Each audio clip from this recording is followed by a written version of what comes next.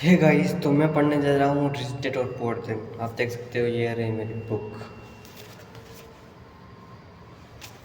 तो हम पहला पेज पढ़ना चालू करते हैं।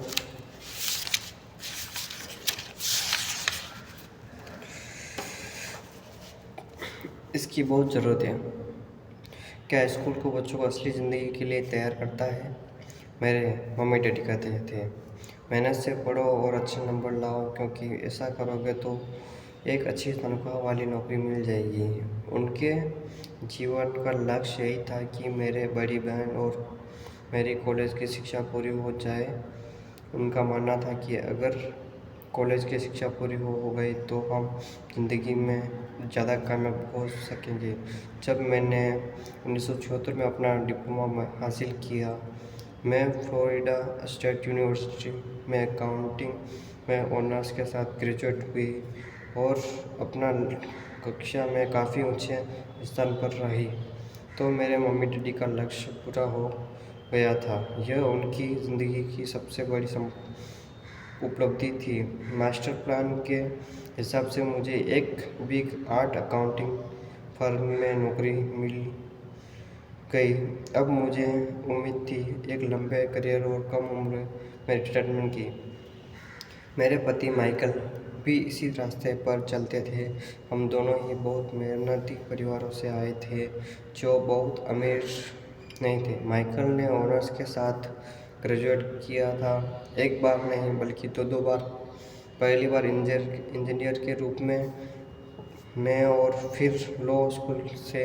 उन्हें जल्द ही पेटेंट लॉ में विशेषज्ञता रखने वाली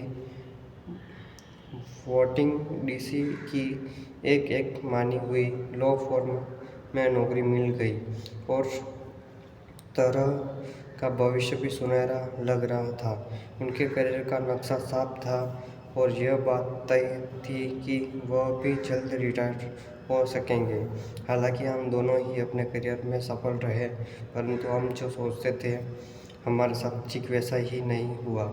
हमने कई बार नौकरियों बदली, हालांकि इस हर बार नौकरी बदलने के कारण सही थे, परंतु हमारे लिए किसी ने भी पेंशन योजना के निवेश नहीं किया।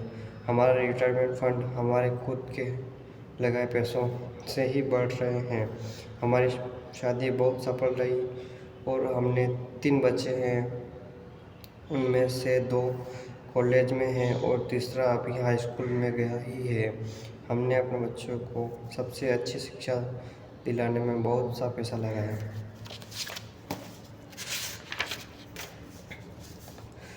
1991 के एक दिन मेरा बेटा स्कूल से घर लौटा। स्कूल में उनका मोहभंग हो गया। वह पढ़ाई से ऊब चुका था। मैं उन विषयों को पढ़ने में इतना ज़्यादा समय क्यों बर्बाद करूं जो असल ज़िंदगी में मेरे कभी काम नहीं आएंगे। उसने विरोध किया। बिना सोचे विचारे ही मैंने जवाब दिया, क्योंकि अगर तुम्हारे अच्छे नंबर नहीं आए तो तुम कभी कॉलेज नहीं जा पाओगे, चाहे वे कॉलेज जाऊँ ना जाऊँ। उसने जवाब दिया, मैं अमीर बनकर दिखाऊंगा। अगर तुम कॉलेज से ग्रेजुएट नहीं हुए तो तुम्हें कोई अच्छी नौकरी नहीं मिलेगी। मैंने एक माँ की तरह चिंतित होकर आंतरिक होकर, बिना अच्छी नौकरी के तुम किस तरह अमीर बनने के सपने देख सकते हो? मेरे बेटे ने मुस्कुराकर अपने सिर को बोरियत भरे अंदाज में हिलाया। हम यह चर्चा पहले भी कई बार कर चुके थे।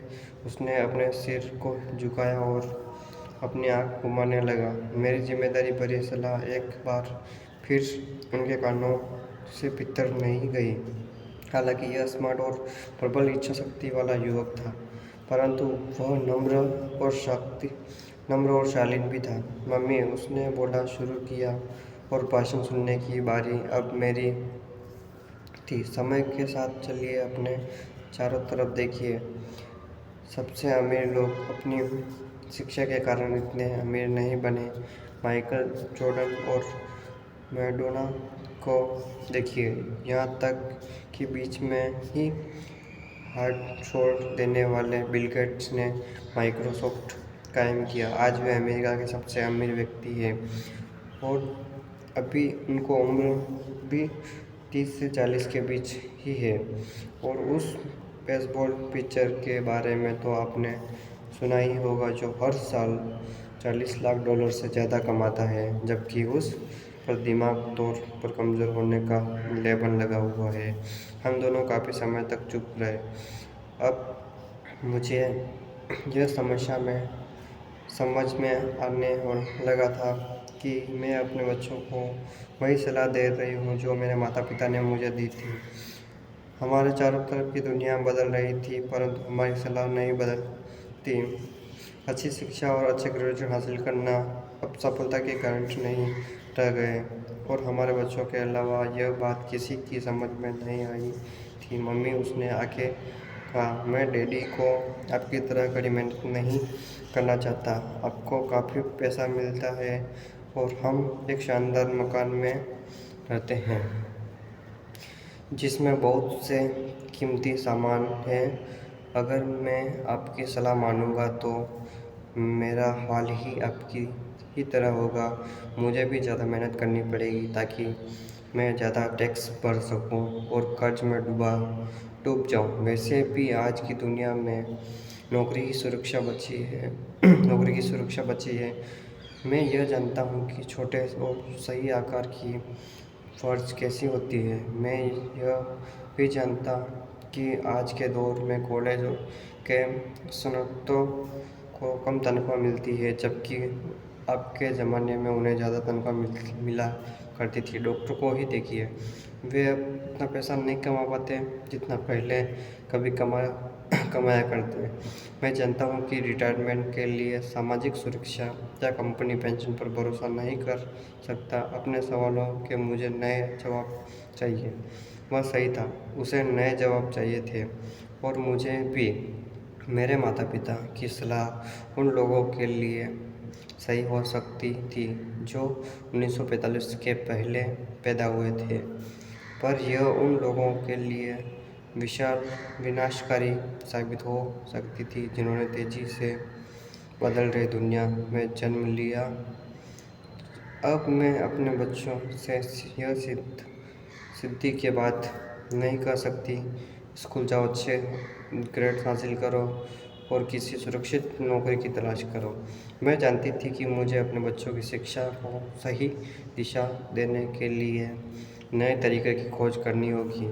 एक माँ और एक अकाउंटेंट होने के नाते मैं इस बात को परेशान थी कि स्कूल में बच्चों को धन संबंधी शिक्षा या विभिन्न शिक्षा नहीं दी जाती। हाई स्कूल खत्म होने से पहले ही आज के युवाओं में पास अपना क्रेडिट कार्ड होता है।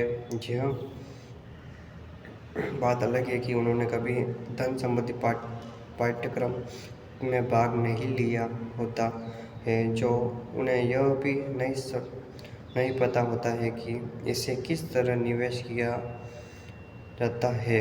इस बात का ध्यान तो दूर की बात है कि क्रेडिट कार्ड का चक्रवृद्धि ब्याज की गणना किस तरह की हो जाती है। इसे आसान भाषा में कहे तो उन्हें धन संबंधी शिक्षा नहीं मिलती, और यह ध्यान भी नहीं होता कि पैसा किस तरह काम करता है। इस तरह से उस दुनिया का सामना करने के लिए कभी तैयार नहीं हो जाते जो उनका इंतज़ार कर रही है। एक ऐसी दुनिया जिसमें बचत से ज़्यादा खर्च को महत्व दिया जाता है। जब मेरा सबसे बड़ा बेटा कॉलेज के शुरुआती दिनों में अपने क्रेडिट कार्ड को लेकर कर्ज में डूब गया तो मैंने उससे क्रेडिट कार्ड को नष्ट करने की उसकी मदद की। साथ ही मैं ऐसा तकरीबन भी खोजने लगी जिससे मेरे बच्चे में पैसे की समझ आ सके। पिछले साल एक दिन मेरे पति ने मुझे अपने ऑफिस में फ़ोन किया। मेरे सामने एक सज्जन बैठे थे और मुझे लगता है कि तुम उससे मिलना चाहोगी, उन्होंने कहा। उनका नाम रॉबर्ट कियोसाकी है। वे एक व्यवसाय हैं और निवेशक हैं, तथा वे एक शैक्षणिक उत्पाद का पेटेंट करवाना चाहते हैं। मुझे लगता है कि तुम इसी चीज़ की तलाश कर रही थी जिसकी मुझे तलाश थी। मेरे पति एक माइक रॉबर्ट रोबोट कियोसाकी द्वारा बनाए जा रहे नए शैक्षणिक उत्पादन कैसिलोफी से इतने प्रभावित थे कि उन्होंने इसके परीक्षण में हमें बुलावा लिया। एक शैक्षणिक खेला था, इसीलिए मैंने अस्थायी विश्वविद्यालय में पढ़ रही अपनी 19 वर्षीय बेटी से पूछा कि क्या वह मेरे साथ चलेगी। वह तैयार हो गई।